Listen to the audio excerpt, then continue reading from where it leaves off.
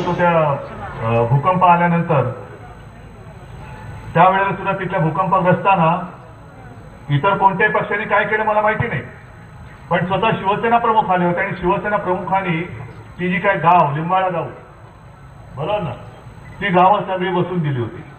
ही परंपरा, ती प्रथा आणि हे संस्कार घेऊन आपण पुढे चाललेलो. आज मी आपल्या भेटीला आलो तो रिकाम्या हाताने जरी आलो नसलो तरी जी काय थोडीफार ताकद आपण आपल्या आशीर्वादाने आम्हाला दिलेली आहे, त्या आशीर्वादाच्या जोरावरती हे पशुधन, पाण्याच्या टाक्या, आणखीन बऱ्याच काही गोष्टी. खरं म्हणजे दिवाळीच्या सुमारास रामदासभाई मागे लागले होते की उद्धवजी तुम्ही मराठवाड्यात चला. मी त्यांना म्हटलं की रामदासभाई, सगळे दिवाळीचा सण आहे, सगळेजण घरी येत असतात, तुम्ही नंतर कधी सांगा, मी तुमच्या सोबत आहे. आणि त्याच वेळेला जवळपास किती 5,000 कुटुंबियांना रामदासभाईंनी शिवसेनेतर्फे जीवनावश्यक वस्तूंचं वाटप केलं होतं. 5,000 कुटुंब.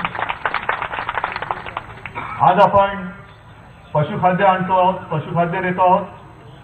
आणि मगाशी जो एक छोटेखानी कार्यक्रम झाला, त्या कार्यक्रमात बोलताना रामदासभाईंनी जाहीर केलं की आजपासून सुरुवात होते, जवळपास 100 ट्रक पशुखाद्य आपण मराठवाड्यासाठी देणार आहोत. हे त्यांनी जाहीर केलेलं आहे. आणि त्यांनी जाहीर केल्यानंतर पक्षाचा प्रमुख मी, जर शिवसेनेचा नेता आणि शिवसेनेचा मंत्री एवढे जाहीर करतो, तर मी त्यांना सांगितलं की 100 ट्रक नाही, जेवढे आपल्याकडे शक्य होतील, 100 ट्रक कमी पडले तर त्याहीपेक्षा जास्त शिवसेना हे पशुखाद्य दिल्याशिवाय राहणार आहे. नाही तर नुसती कोरडी भाषणं आणि कोरड्या घोषणा देऊन काय होत नाही, हंडे भरत नाही. नुसत्या मी घोषणा केल्या की मी तुम्हाला काय स्वस्तामध्ये घर देईल, मिळतंय का घर? असं मोठे मोठे तुमच्याकडे मी जलाशय बांधून देईल, तुम्ही म्हणाल ते जाऊ दे रे, उद्या तू उद्या, आता माझा हंडा कोरडा आहे, त्याच्यामध्ये पाणी कसं टाकतो तुम्ही बोल. आज माझ्या गुरांना खायला चारा नाहीये, अजूनही छावणीला चारा की दावणीला चारा, त्याच्यामध्येच चाललेले आहेत. म्हणजे जाऊ दे नाही, तुमचा जो काय घोळ असेल तर तुमचा तुम्ही घाला. दुष्काळ पडल्यानंतर दुष्काळ दिसायला सुद्धा यांना यंत्रणा राबवावी लागते. आमच्याकडे यंत्रणा वगैरे का नाही, आपली यंत्रणा ही समोर बसलेली आहे, समोर बसलेली आहे. मला बाकी काही बघण्याची गरज नाही. मला मागे माझ्यावरती टीका झाली होती की याला शेतीतलं काय कळते, नसेल कळत, पण शेतकऱ्याच्या डोळ्यातले मला अश्रू दिसतात. आणि आज परिस्थिती तीच आहे. जलाशय असल्यास विहिरी कोरड्या ठाक पडल्यात, विहिरीला पाणी नाही, पण माझ्या शेतकऱ्याच्या डोळ्यामध्ये पाणी आहे. किती काळ हे पाणी घेऊन आणि त्या पाण्याचं राजकारण मी करत फिरायचं? दुष्काळ सदृश्य आणि सगळे शब्दाचे खेळ तुम्ही करून झाल्यानंतर ते काय केंद्रीय पथक एक आलं. आज केंद्राचे सर्वोच्च आपले प्रधानमंत्री पलीकडे सोलापूरमध्ये, आता मी बोलतोय माझ्यासोबत ते तिकडे भाषण देत असतील. केंद्रीय पथक येऊन गेलं, 1-1.5-2 महिना झाला, काय तुमच्या हातामध्ये काय पडलं? केंद्रीय पथक येऊन गेलं, हातात काय आली का मदत? मग पथकाने केलं काय? त्या लेझिम पथक होतं का बेंजो पथक होतं? ही पथकं आमच्या सुद्धा सुद्धा. अरे गाजर सुद्धा, मी म्हणतो गाजर सुद्धा वाटण्याची ऐपत असावी लागते, कुवत असावी लागते. यांची गाजर नुसती दाखवत आहे, वाटण्याची सुद्धा हिंमत नाही. गाजर तरी वाटा, दाखवता काय? मग एक तो जोक सांगतात ना, एक जत्रा भरलेली असते आणि त्याच्यामध्ये पाठी असते, 4 आण्यामध्ये दुधी हलवा, माहितीये ना? सगळे लोक जातात, 4-4 आणे देतात आणि बाहेर आल्यानंतर लोक जे असे चिडून येतात, शिव्या देत, ते म्हणजे काय फसवलं. कुठे तो आयोजक, कुठे तो आयोजकाला आणतात पकडून. तुला काय मी फसवलं? तुला पाठी काय लिहिलेस? तुला वाचतं ना पाठी काय लिहिले? तुला पाठी लिहिले ना 4 आणे दुधी हलवा, तो लिहिले ना. मग आमचे 4 आणे दिले, दुधी हलवा कुठे? अहो तुम्ही आजपर्यंत गेल्यानंतर दुधी होता की नव्हता? मग तो नुसता हलवायचा होता, द्यायचा कुठे होता? कसा यांचा गाजर हलवाय? गाजर दाखवत आहेत पण गाजरही देत नाही. आणि म्हणून मी आज जे फिरायला सुरुवात केलेली आहे, ही मराठवाड्याची माझी पहिली, आत्ता ह्या काळातली माझी पहिली भेट आहे. याचा अर्थ शेवटची भेट नाही, मी पुन्हा येणार आहे इकडे. जो मी माझ्या शिवसेनेच्या सगळ्या पदाधिकाऱ्यांना, नेत्यांना, मंत्र्यांना घेऊन फिरतोय, तो सरकारी यंत्रणेचा सुस्त पडलेला अजगर ढोसण्यासाठी मी फिरतोय. हा अजगर सुस्त पडलेला आहे. या यंत्रणेला तुमच्या सुखादुखाशी काही देणं घेणं नाहीये. शेतकरी जगला काय, शेतकरी मेला काय, मला मतं दिली पाहिजे तेवढ्यावरती मी खुश आहे. बाकी शेतकऱ्याचं काही होऊ देणार नाहीये. ही अवलाद शिवसेनेची नाही, अजिबात नाही. आणि म्हणून मी पंढरपूरच्या सभेत बोललो होतो की जी काही युतीची चर्चा चालली आहे पेपरमधनं, आमच्याकडे नाही. तेव्हा मी चिडून बोललो होतं तेच परत बोलतोय. युतीची चर्चा गेली खड्ड्यात. पहिले माझ्या शेतकऱ्याचं काय करतं ते बोला. माझ्या शेतकऱ्याला जो आक्रोश करतोय, नुसत्या घोषणा करून होत नाही. किती पाहिजे महाराष्ट्राला? 10,000 कोटी दिले. अहो कधी देणार? येणार कधी? तुमचे दिवस राहिले किती? आता दिवस नाही शिल्लक. आणि घोषणा करून काय होणार? घोषणा केल्यामुळे काही शेतकऱ्यांचं काही पीक पुन्हा तरारून नाही उभं आहे. आज शेतकरी सगळीकडे जो आक्रोश करतोय, माझ्या हाताला काम पाहिजे, गुरांना चारा पाहिजे, प्यायला पाणी पाहिजे, या 3 गोष्टी जरी दिल्या तरी मी म्हणेन शेतकऱ्याचे आशीर्वाद तुमच्या पाठी उभ्या राहिल्याशिवाय राहणार नाही. आहे ना माता भगिनी इकडे बसलेल्या आहेत. जो घोषणांचा बुडबुड आहे, घोषणांचा फुगा आहे, मला सांगा, खरं सांगा की तुमच्यापैकी किती जणींना त्या उज्ज्वला योजनेमार्फत गॅस सिलेंडर मिळालेला आहे? किती जणींना? खरं असेल तर खरं बोला, मला आनंद होईल. बरं तुमच्यापैकी इकडे किती शेतकरी आलेले आहेत? शेतकरी आलेत ना? खरे शेतकरी आहेत का माझ्यासारखे शहरी बाबू आहेत? बरं आता मला सांगा, जे शिवसेनेने या सरकारकडनं करून घेतलं कर्जमाफीची, मी कर्जमाफी हा माझा शब्द नाही, मला कर्जमुक्ती पाहिजे, पण कर्जमाफीची जी काही घोषणा करून घेतली, खरोखर सांगा किती जणांना कर्जमाफीचा लाभ झालेला आहे? खरोखर सांगा. नाही, माझ्याकडे एक शेतकरी आहे, तुम्हाला झाला नाही? मग तुम्ही खोटं बोलताय. नाही, तुम्ही खोटं बोलताय. मी दाखवू तुम्हाला शेतकरी ज्याच्याकडे कर्जमुक्तीचं कर्जमाफीचं सर्टिफिकेट आहे. दाखवू? कुठे? अंबरनाथ आणि शेतकरी पण आहे. हा बघा, हे दादा. बरं कुठलं गाव तुझं दादा? अंजनडोह. बाळासाहेब हरिभाऊ सोळंके. हे कर्जमाफीचं प्रमाणपत्र आहे. म्हणजे एक शेतकरी मला मिळाले की नाही मिळाला?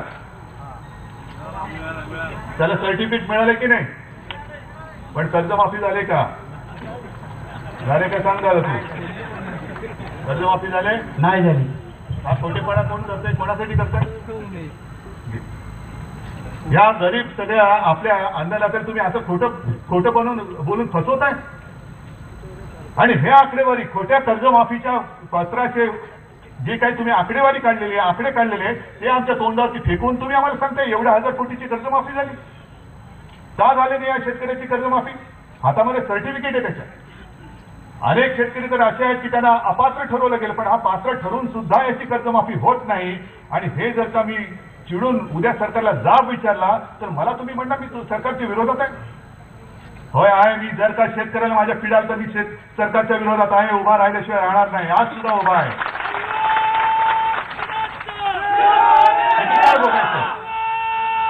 एक एक घोषणा करून जायच्या. देश बदल रहा है, देश बदल रहा है. तुमच्यासाठी ठीक आहे, तुम्ही रोज उठून नव्या नव्या देशामध्ये जाता, त्याच्यामुळे तुम्हाला वाटतं देश बदल रहा है. आज रशियामध्ये गेलो, उद्या जपानमध्ये गेलो, परवा चीनमध्ये गेलो, देश बदल रहा है. अरे देश तुमच्यासाठी बदलत असेल, पण माझे देश बांधव बदलत नाहीये, त्यांची परिस्थिती बदलत नाहीये, त्यांचं राहणीमान बदलत नाहीये, आणि त्यांच्या व्यथा वेदना दुःख सुद्धा बदलत नाहीये. तुम्ही येऊन सुद्धा बदलत नाहीये. मग जायचं कुठे आहे? हे जे काही सगळं चोंग आणि ढोंग आणलं जाते घोषणांचं, आता तर हजारो कोटीच्या योजना येतील. हजारो कोटीच्या योजना कधी येणार? आजच मी येताना त्या पेपरमध्ये वाचलं. कुठे ते पेपर आणलेत ना, लोकमत आणि मुद्दामून सांगतो, लोकमत मध्ये आलेले आहे ना पेपर. पुढे पेपर शोधा तो आणला ना, पेपर आणले. त्याच्यामध्ये मी ते हे पण आहे, बातमी आलेली आहे ना. ही बातमी आली एक बरं आहे, डिजिटल इंडिया. पटकन पेपर नाही, कागद नाही मिळालं तर आपल्या हाताशी असतं. अण्णासाहेब पाटील आर्थिक विकास महामंडळाच्या कर्ज वाटपाचा फुगा फुटला. स्वप्न भंगणार. उद्दिष्ट 6000चे. कर्जासाठी अर्ज केलेल्या तरुणांची संख्या 29,000. म्हणजे प्रत्यक्ष घोषणा केल्यानंतर जमिनीवरची जी दाहक वास्तवता ती अशी आहे. घोषणा केल्या जातात, मोठमोठ्या केल्या जातात. सौभाग्य योजना, मोफत वीज जोडणी. किती जणांची मोफत वीज जोडणी झाली? हात वर करा. आणि किती जणांची वीज तोडली गेली? हात वर करा. हे बघा, हे सौभाग्य का दुर्भाग्य? काय म्हणायचं याला? हे जे मी तळमळीने सांगण्याचा प्रयत्न करतो ते हे सांगतोय, कारण जी शिकवण शिवसेना प्रमुखांनी आम्हाला दिलेली आहे की खोटं बोलून मला एक सुद्धा मत नकोय, एक सुद्धा मत मला खोटं बोलून मिळालेलं चालणार नाही. दुर्दैवाने खरं बोलून सुद्धा एक जरी मत मिळालं नाही तरी चालेल, पण खरं बोल, पण खोटं बोललेलं एक सुद्धा मत मला नको. आणि तीच परंपरा घेऊन मी पुढे जातोय. आज सुद्धा जे काही मी आलेलो आहे मत मागण्यासाठी नाही. सत्तेमध्ये मी आहे, जरूर आहे, पण सत्तेमध्ये आहे म्हणून मी माझी माणुसकी नाही विसरू शकत. मी पहिला माणूस आहे आणि त्याच्यानंतर ह्या सगळ्या सत्तेच्या वगैरे ज्या काही झुली आहेत त्या तुमच्या आशीर्वादाने उद्या मिळाल्या ते मिळणार आहेत. पण आपलं जे माणूस पण आहे ते माणूस पण मी कधी सोडणार नाहीये. आणि त्या माणुसकीच्या नात्यानेच जेवढं काही मला करता येणं शक्य आहे तेवढं मी आज करतोय, तेवढं मी करतोय. नाही झालं, वाचून झालं माझं. हा पेपर लोकमत, आजचाच लोकमत आहे, त्याच्यामध्ये बातमी आलेली आहे सामनामध्ये नाही. नाहीतर लोकांना वाटेल की सामनामध्ये काय रोजच विरोधात येतं. नाही, सामनामध्ये सुद्धा येतं ते सत्यच येतं. आणि हे लोकमत आहे, ते लोकमत म्हटल्यानंतर तुमचं मत काय हे तुमचं तुम्ही ठरवायचं. शेतकऱ्याचा विषय घेतल्यामुळे मी सांगतो, जसं कर्जमाफीचं एक होता मी तुमच्यासमोर उघडं पाडलंय. पीक विम्याचे किती जणांना हप्ते भरल्यानंतर पैसे मिळालेत मला सांगा. हप्ते भरलेत की नाही? हप्ते भरलेत की नाही भरलेत? साधारण हप्ते किती जणांनी भरलेत हात वर करा. हे जरा कॅमेरा तिकडे मारा, कॅमेरा तिकडे मारा सगळ्यांना. हे बघ तिकडे पण आहे. तुम्ही सगळ्यांनी पीक विम्याचे हप्ते भरलेत, चुकवलेलं नाही ना काय? आणि तुम्हाला नुकसान भरपाई मिळाली की नाही मिळाली? पण काही जणांना मिळालेली आहे आणि ते सुद्धा मी शोधतोय. तुम्ही हप्ते कितीचे भरलेत? 10,000. आणि काही जणांना चेक कितीचे मिळाले? 2 रुपये, 5 रुपये, 50 रुपये, 100 रुपये. हा आहे ना. अरे पण हे मी बोलायला लागलो, तुम्ही बोलताय, तुम्ही कधी बोलणार? हा, हे तुमच्या मनातल्या व्यथा या मी बोलतोय, हे तुम्ही बोललं पाहिजे. आणि हेच तुम्हाला सांगत आलेलं आहे. आपली जी काय मन की बात आहे ना ती टीव्हीवरती नाही सांगायची. आपली मन की बात जन की बात आहे, जनाची बात मी करतोय. ही जन की बात आहे, लोकांची बात आहे. आणि त्या पीक विमा योजनेमध्ये सुद्धा असा आता आरोप होतोय की त्याच्यात सुद्धा हजारो कोटीचा घोटाळा झालेला आहे. हजारो कोटीचा घोटाळा. बाजरीच्या पिकाला विमा दिलाय, बाजरीच्या पिकाला ज्या पिकाला विमा कमी आहे त्या पिकाला विमा कमी दिलेला विमा कमी. कापसाचा विमा जास्त आहे, त्याची नुकसान भरपाई जास्त आहे, पण बाजरीच्या पिकाची जी नुकसान भरपाई कमी आहे म्हणून बाजरीच्या पिकाला पीक विमा दिलेला, कापसाच्या पिकाला बिलकुल पीक विमा नाही दिलेला. मग आता जात कोणी कोणाला विचारायचा? बरोबर ना. आता मला तुम्ही सांगा, जर मी तुमच्या समोर आलो नसतो तर तुमच्या या व्यथाना वेदना वाचा तुम्ही फोडल्या असतील का? त्या वाचा फोडायला मी आलेलो आहे. निवडणुका येतील, निवडणुका जातील, निवडणुकीत काय करायचं तुम्ही ठरवायचंय, हे तुम्ही ठरवायचंय. पण पीक विमा योजनेमध्ये सुद्धा ते साईनाथ म्हणून आहेत, ह्या विषयाचे तज्ञ, त्यांनी ते पुस्तक लिहिलेलं माहितीये ना, दुष्काळ आवडे सर्वांना. आणि त्यांनी सांगितलंय की राफेलच्या बरोबरीचा मोठा घोटाळा पीक विमा योजनेमध्ये झालेला आहे. प्रधानमंत्री फसल योजना म्हणजे प्रधानमंत्री फसाल तुम्ही, फसाल योजना आहे ती, फसवणारी योजना आहे असं त्यांचं म्हणणं आहे. मग काय देश काय बदल रहा आहे?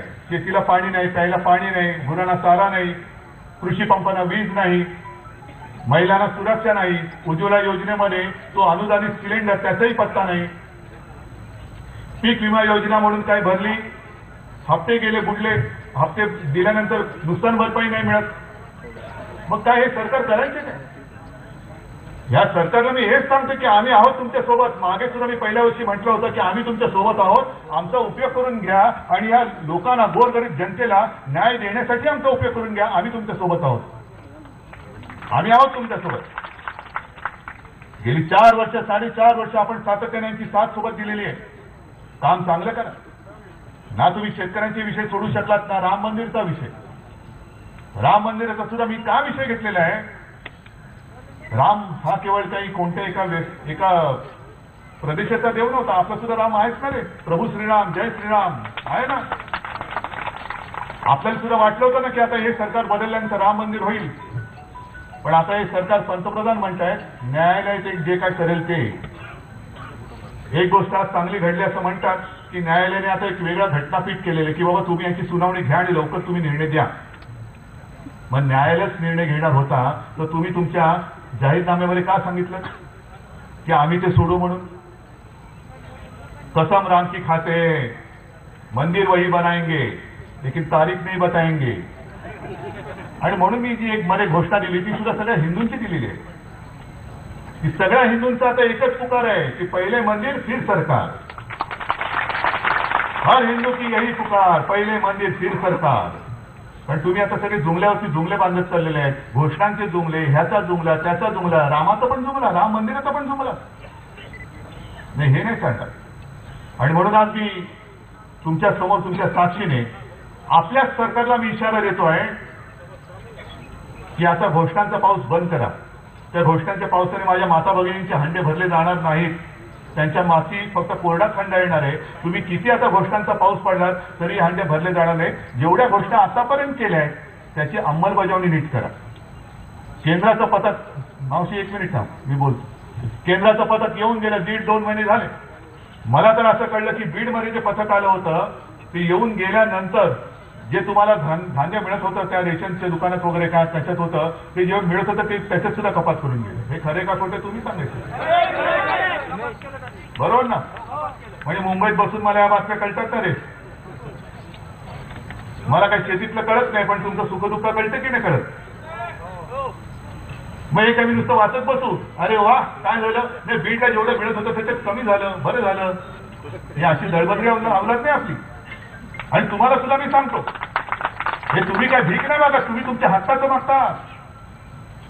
तुम्ही तुमच्या हक्काचं मागतात. हे पशुखाद्य जे काय मी आज माझ्या परीने वाटण्याचा प्रयत्न करतो आहे हे नुसतं पशुखाद्य नाही. त्या जनावरांची जबाबदारी आपल्याकडे आहे. आपण तिला गोमाता म्हणतो पण तिचं पालकत्व आपल्याकडे. आणि तुम्हाला शेतकऱ्यांना त्या जनावरांचं, होय दुर्दैवाने मी त्यांना जनावर म्हणतो कारण काय आम्ही शहरी महत्व जास्त आहे. कारण ते नुसतं आपल्या गोठ्यात बांधलेली गाय किंवा बैल नसतो, तो आपल्या कुटुंबाचा एक सदस्य असतो. बरोबर आहे ना? कुटुंबाचा सदस्य असतो. आणि त्या सदस्याला एक वेळ मी असे शेतकरी बघितलेले की स्वतःला खायला मिळालं नाही तरी चालेल पण माझ्या बैलाला, माझ्या गोमातेला खायला मिळालं पाहिजे म्हणून उपाशी राहणारे सुद्धा शेतकरी मी बघितलेले. मग त्यांना आज पिण्याचं पाणी देण्यासाठी ते सुद्धा आपण करतोय. पाण्याचे टाके जसं आपण माणसांसाठी देतो आहे तसं जनावरांसाठी सुद्धा ते पाण्याचे हौद त्याचं सुद्धा वाटप मी आता लवकर करणार आहे. त्याचाही करणार आहे. कारण हे सगळं करत राहिलं पाहिजे. हे जोपर्यंत आपण करू शकतो तोपर्यंत ते केलंच पाहिजे. पुढचं काय होईल ते होईल.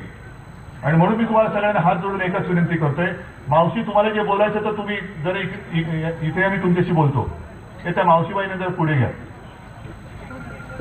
नाही माहीत नाही मला झाल्यानंतर खाली मी बोलतो का नाही इकडे बघा. आणि म्हणून मी तुम्हाला एक हात जोडून विनंती करतोय की जी काही ताकद तुम्ही आमच्या मागे उभी केली, जे काही आशीर्वाद, मला कल्पना आहे की बीड जिल्हा हा दुष्काळी जिल्हा आहे.